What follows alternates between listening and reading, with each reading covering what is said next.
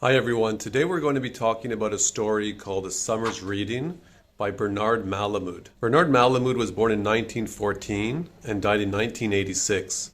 He was an American writer and short storyteller, best known for his works that show the struggles of Jewish immigrants in America. Malamud was born in Brooklyn, New York on April 26, 1914, to Russian Jewish immigrant parents. He grew up in a poor family and faced discrimination and anti-Semitism in his youth.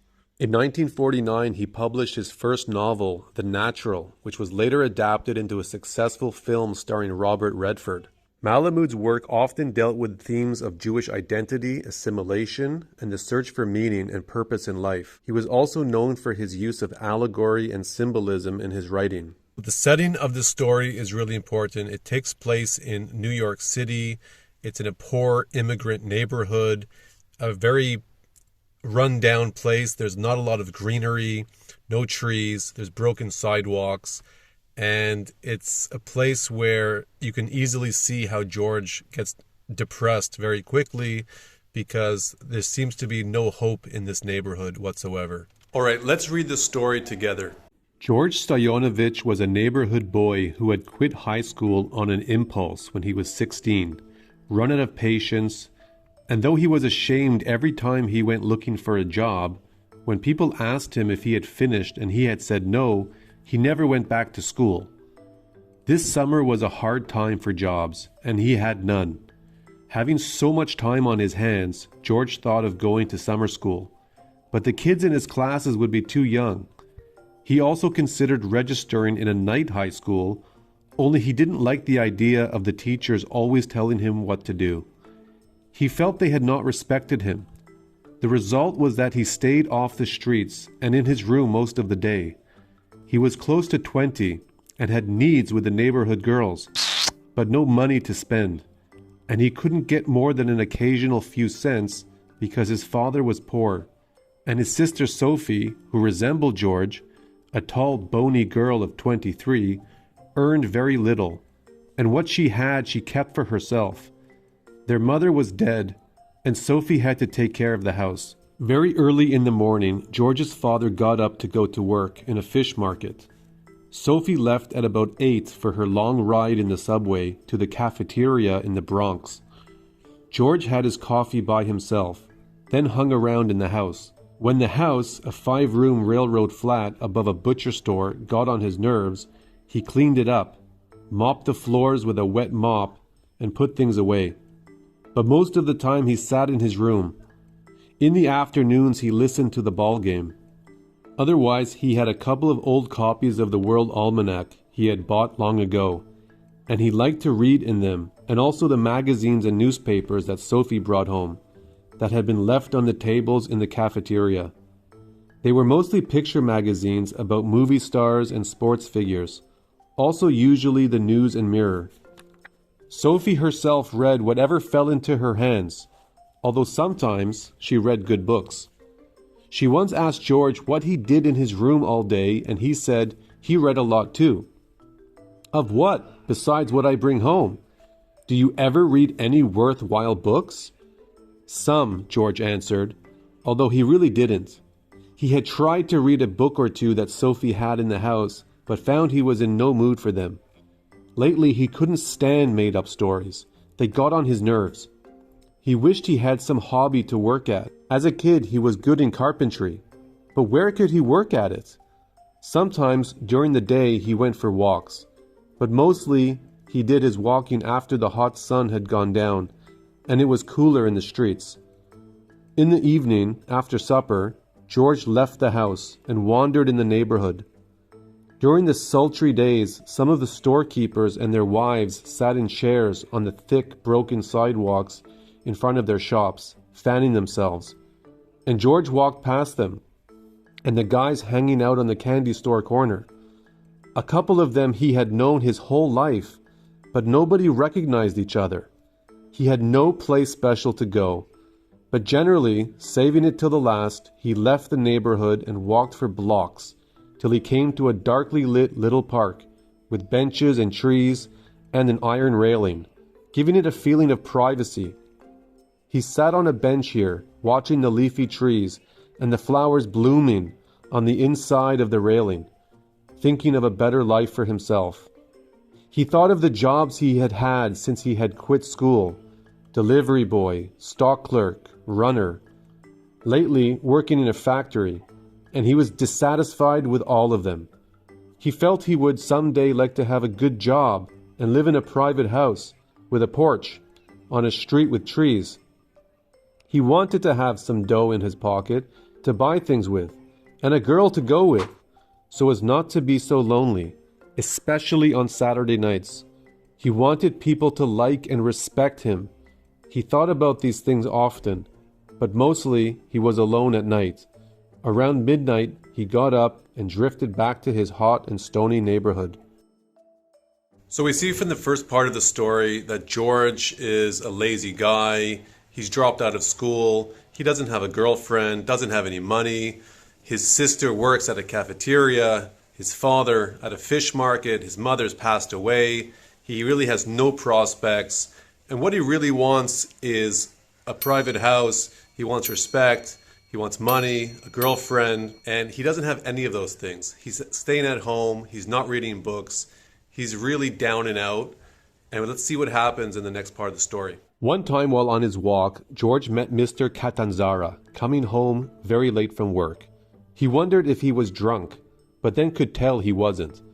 Mr. Catanzara, a stocky, bald-headed man, short, stocky, slow-witted, bald man. Thank you.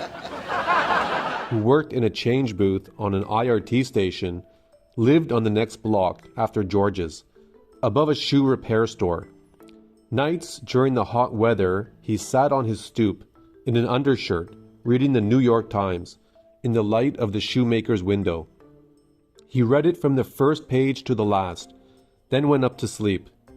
And all the time he was reading the paper, his wife, a fat woman with a white face, leaned out of the window, gazing into the street, her thick white arms folded under her loose breast on the window ledge. Once in a while, Mr. Catanzara came home drunk, but it was a quiet drunk. He never made any trouble, only walked stiffly up the street and slowly climbed the stairs into the hall.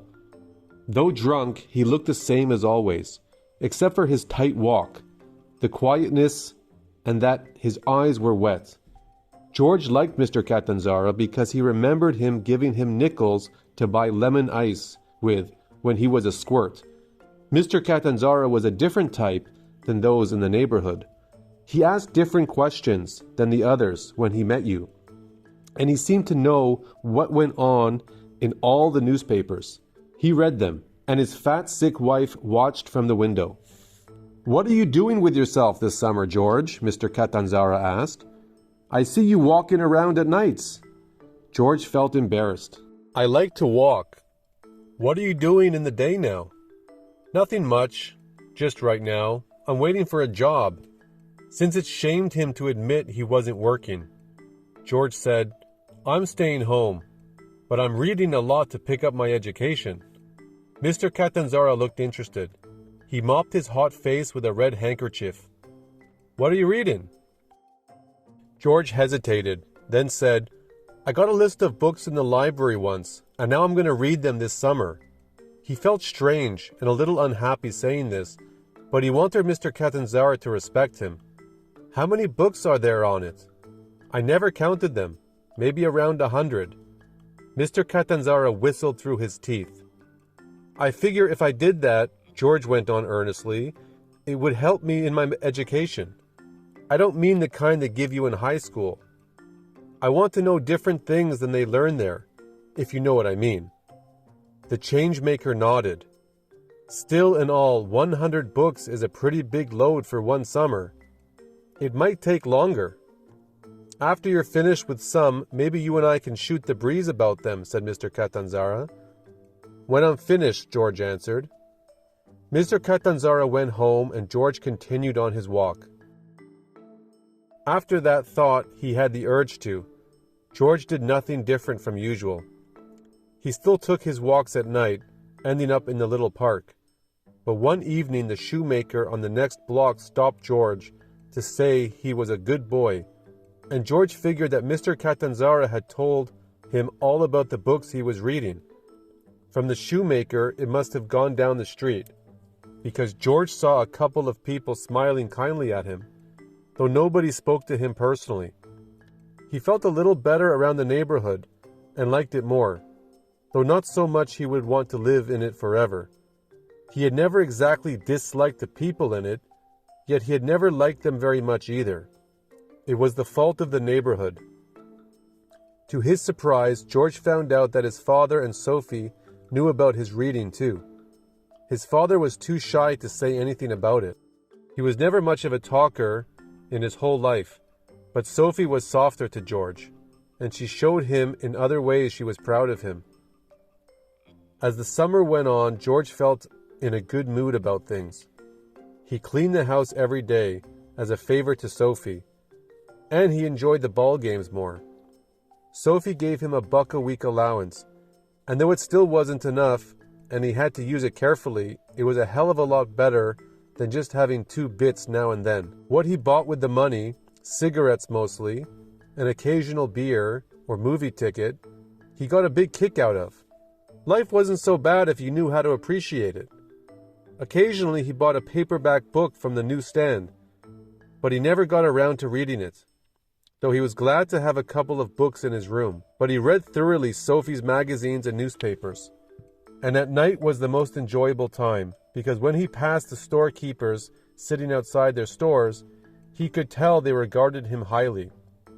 He walked erect, and though he did not say much to them, or they to him, he could feel approval on all sides. A couple of nights he felt so good that he skipped the park at the end of the evening. He just wandered in the neighborhood, where people had known him from the time he was a kid playing punchball whenever there was a game of it going. He wandered there, then came home and got undressed for bed, feeling fine. For a few weeks he had talked only once with Mr. Catanzara, and though the changemaker had said nothing more about the books, asked no questions, his silence made George a little uneasy. For a while George didn't pass in front of Mr. Catanzara's house anymore, until one night, forgetting himself, he approached it from a different direction than he usually did, when he did. It was already past midnight. The street, except for 1 or 2 people, was deserted, and George was surprised when he saw Mr. Catanzara still reading his newspaper by the light of the street lamp overhead. His impulse was to stop at the stoop and talk to him. He wasn't sure what he wanted to say, though he felt the words would come when he began to talk. But the more he thought about it, the more the idea scared him, and he decided he'd better not.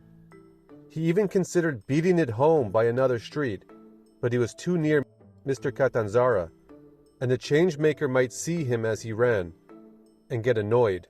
So George unobtrusively crossed the street, trying to make it seem as if he had to look in a store window on the other side, which he did, and then went on, uncomfortable at what he was doing.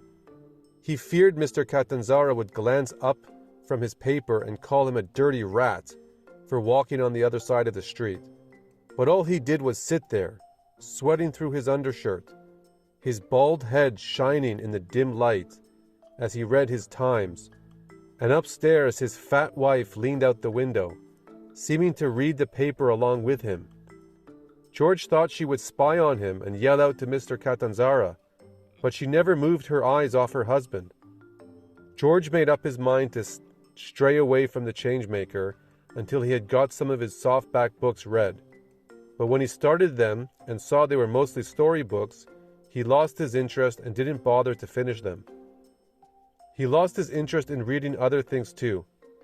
Sophie's magazines and newspapers went unread.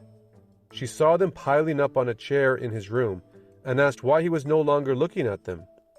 And George told her it was because of all the other reading he had to do. Sophie said she had guessed that was it. So for most of the day, George had the radio on, turning to music when he was sick of the human voice. He kept the house fairly neat, and Sophie said nothing on the days when he neglected it. She was still kind and gave him his extra $1, though things weren't so good for him as they had been before. But they were good enough, considering. Also, his night walks invariably picked him up, no matter how bad the day was. Then one night, George saw Mr. Catanzara coming down the street toward him. George was about to turn and run, but he recognized from Mr. Catanzara's walk that he was drunk, and if so, probably he would not even bother to notice him. So George kept on walking straight ahead until he came abreast of Mr. Catanzara.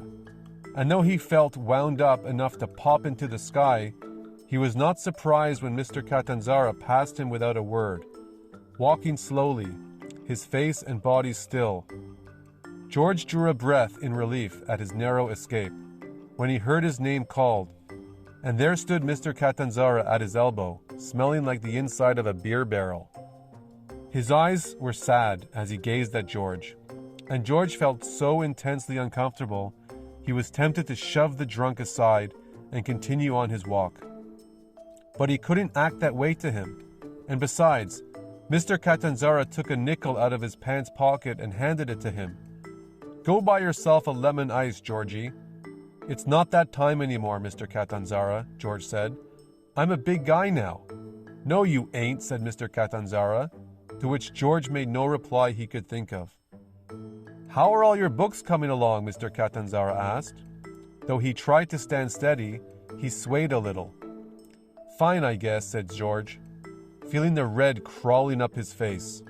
"You ain't sure?" The changemaker smiled slyly, a way George had never seen him smile. "Sure, I'm sure. They're fine." Though his head swayed in little arcs, Mr. Catanzara's eyes were steady. He had small blue eyes which could hurt if you looked at them too long. "George," he said, "name me one good book on that list that you read this summer, and I will drink to your health." "I don't want anybody drinking to me." "Name me one so I can ask you a question on it." "Who can tell if it's a good book? Maybe I might want to read it myself." George knew he looked passable on the outside, but inside was crumbling apart. Unable to reply, he shut his eyes. But when years later he opened them, he saw that Mr. Catanzara had, out of pity, gone away. But in his ears, he still heard the words he had said when he left. "George, don't do what I did." The next night he was afraid to leave his room. And though Sophie argued with him, he wouldn't open the door. "What are you doing in there?" she asked. "Nothing." "Are you reading?" "No." She was silent a minute, then asked, "Where do you keep the books you read? I never seen any in your room outside of a few cheap trashy ones." He wouldn't tell her. "In that case, you're not worth a buck of my hard-earned money. Why should I break my back for you? Go on out, you bum, and get a job." He stayed in his room for almost a week, except to sneak into the kitchen when nobody was home. Sophie railed at him, then begged him to come out, and his old father wept, but George wouldn't budge. Though the weather was terrible and his small room stifling, he found it very hard to breathe. Each breath was like drawing a flame into his lungs. One night, unable to stand the heat anymore, he burst into the street at 1 a.m., a shadow of himself. He hoped to sneak to the park without being seen, but there were people all over the block, wilted and listless, waiting for a breeze. George lowered his eyes and walked, in disgrace, away from them. But before long he discovered they were still friendly to him. He figured Mr. Catanzara hadn't told on him. Maybe he woke up out of his drunk the next morning. He had forgotten all about meeting George. George felt his confidence slowly come back to him. That same night, a man on the street corner asked him if it was true that he had finished reading so many books, and George admitted he had. The man said it was a wonderful thing for a boy his age to read so much. "Yeah," George said, but he felt relieved. He hoped nobody would mention the books anymore. And when, after a couple of days, he accidentally met Mr. Catanzara again, he didn't, though. George had the idea he was the one who had started the rumor, that he had finished all the books. One evening in the fall, George ran out of his house to the library, where he hadn't been in years. There were books all over the place, wherever he looked, and though he was struggling to control an inward trembling, he easily counted off 100, then sat down at a table to read. So there's quite a few factors that lead George to get into the situation that he gets into. He doesn't have a formal education. He dropped out of school, but he's also not really pushing himself. He's kind of given up in his life's story and situation, and he doesn't push himself to read. He tells people he's reading, but it's actually a lie. He's trying to get respect in a way that's not genuine or authentic. The lie is spreading around. He's trying to become someone who's a respected member of the community, but because he's doing it through actual lies, it doesn't hold any weight. It doesn't hold any value.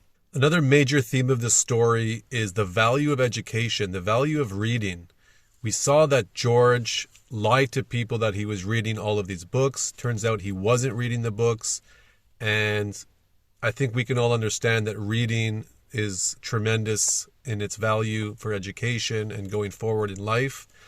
At the very end of the story, George does sit down in a library to quote unquote read 100 books, but we don't know if he actually went on to finish those 100 books. It could be a sign of hope that he actually, in the end, decides to make a change in his life. But that's left up for interpretation to the reader, and we'll never know. But at least the story ends in an optimistic tone. So the characters' names actually have some symbolism in the story. George Stajanowicz seems to be a Polish name.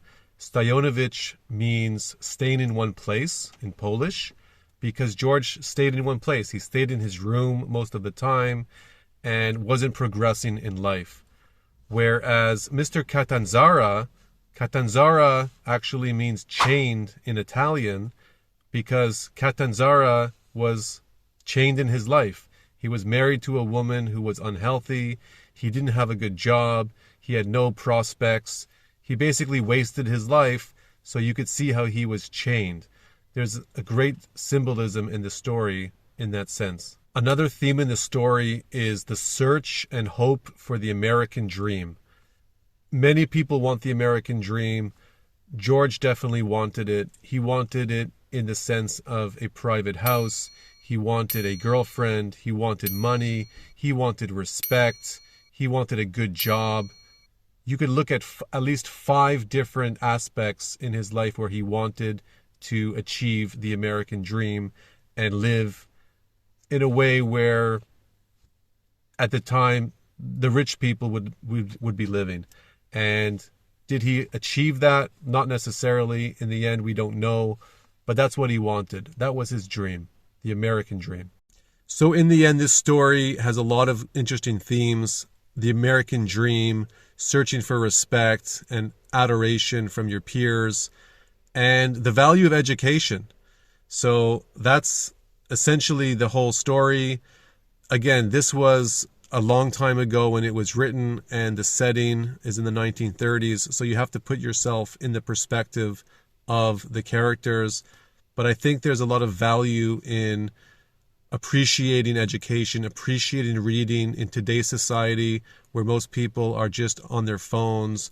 I don't see a lot of people reading actual books out and around. So if you can take away one valuable piece of advice from the story, is that reading is a tremendous thing you can do in your life to help improve your life situation. I really hope you enjoyed the story, and we'll catch you in the next one.